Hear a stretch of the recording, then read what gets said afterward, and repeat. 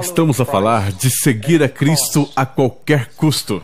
Mas esta manhã vou pregar sobre Cristo. Vou começar sempre com Ele em tudo. Porque não faz sentido lidar com qualquer outra coisa até que tenhamos lidado com Ele. Mas possivelmente essa semana, algumas das coisas que vamos meditar vai ser... Bem, o preço de seguir a Cristo. Mas já pensaram no preço de não seguir a Cristo? Já pensaste o quanto já perdeste nesta vida? Porque te integraste às vaidades deste mundo em vez de te entregares para seguir a Cristo? Outra das coisas que vamos pensar é esta: a vida cristã e as missões são sobrenaturais. Eu concordo com as músicas que cantamos hoje e são maravilhosas e procuram mover e atingir as pessoas. Lamento, não é suficiente. Isso não vai acontecer. Uma canção não vai fazer isso. Temos que ser cheios com o Espírito Santo. Cheios com o Espírito Santo. E então testemunhar não será mais um trabalho. Haverá um fluxo desse grande poder a mover-se em ti. E digo-vos, e vou dizer certas coisas e até dar explicação, vocês vão pensar que eu sou carismático, mas digo-vos, só porque há todo tipo de heresia lá fora em relação ao Espírito Santo, não significa que vá permitir que eles retirem de mim o ministério do Espírito Santo. Eu sei isto. Não podemos respirar se estivermos separados da plenitude do Espírito Santo. Não podemos servir a Cristo se estivermos separados da plenitude do Espírito Santo. E há milhares de canções que procuram mover o seu coração a fazer bem as coisas. Mas tu não as farás, não conseguirás fazer, a menos que sejas cheios com o Espírito Santo. É tudo. Esta manhã, vamos falar muito sobre Cristo. Sobre Cristo, aquele que não conheceu pecado, fez pecado por nós, para que nele fôssemos feitos justiças de Deus.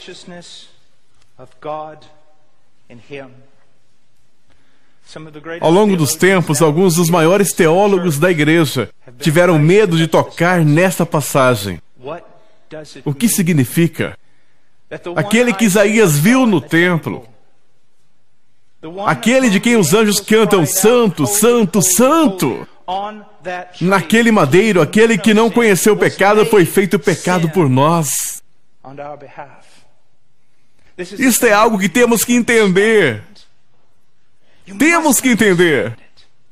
Mesmo começando com um texto como este, deixe-me dizer algo. Se a tua mente está devagar, devia cair sobre o teu rosto agora mesmo e chorar. Porque uma passagem como esta, sobre o Cristo que te redimiu, pode ser lida e tu continuar apático. Se pensas que fui longe demais, quero que saiba que o teu coração está errado e te deves arrepender. Te deves arrepender. Não há maior mensagem, não há maior pensamento do que sobre o que Cristo fez por nós lá na cruz. E se isso não te toca, é porque o teu coração está morto. Podes ter religião, pode ser evangélico, pode ter feito aquela oração do pecador milhares de vezes, mas posso garantir-te, não conheces a Deus. Então vamos falar de Cristo e da cruz. Porque esta é a motivação principal para tudo. Se tens alguma motivação na vida cristã que não seja Jesus Cristo, então és um idólatra. Se procuras fazer as coisas porque é correto fazê-las, porque é moralmente correto, porque honram essa ou aquela pessoa, é idolatria. Tudo o que fazemos, lançamos a Ele. E quanto mais fazemos sobre Ele, mais seremos atraídos, tocados e fortalecidos para o seguir. Precisamos ouvir o Evangelho de novo, e de novo, e de novo. Precisa ser exposto e explicado. Precisa ser crido pelo pregador, sabendo que não precisa de outra ferramenta. O Evangelho é suficiente. O Evangelho é a única mensagem que pode salvar. Pense nisso dessa forma. Nunca houve. E para os pregadores que acham que chegaram à perfeição sem pecado, ou para os cristãos que acham que nunca pecam, diga-lhes isto. Nunca houve um momento da tua vida,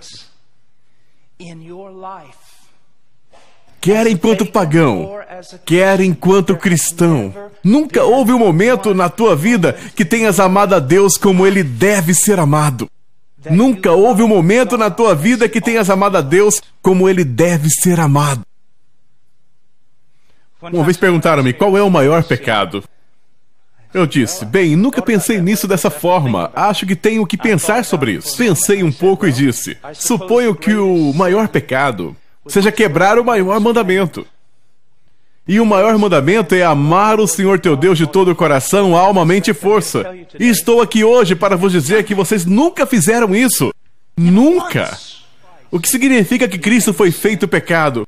Significa que quando Ele estava naquele madeiro, se tornou impuro, se tornou corrompido, que a sua natureza, a sua pessoa se tornou em algo vil, repugnante, pecador.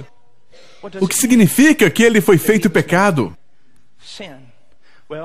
A resposta está no mesmo texto. Veja o verso 21.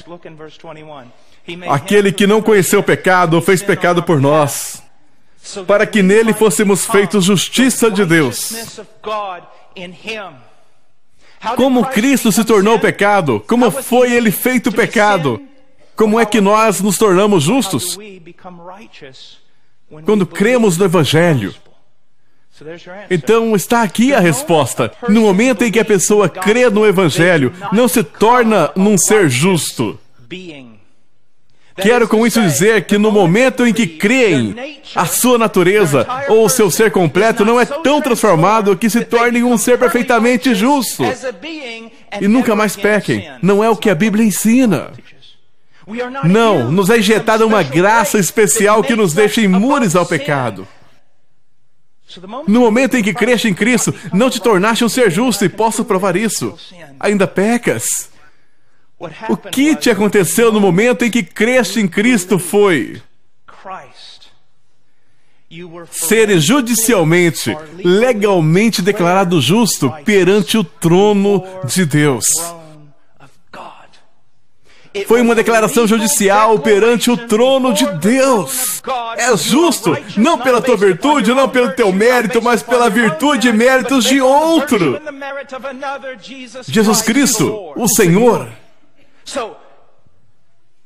E foi tratado por Deus como culpado. Ele sempre foi, e é e será o Cordeiro de Deus sem mancha.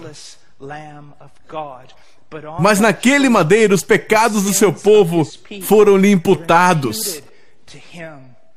Vem do latim imputare, que significa pensar ou considerar. Ele foi legalmente declarado culpado e Deus tratou-o como um Deus justo trataria o perverso. E isso é terrível. Quero que vejam isso. É muito importante.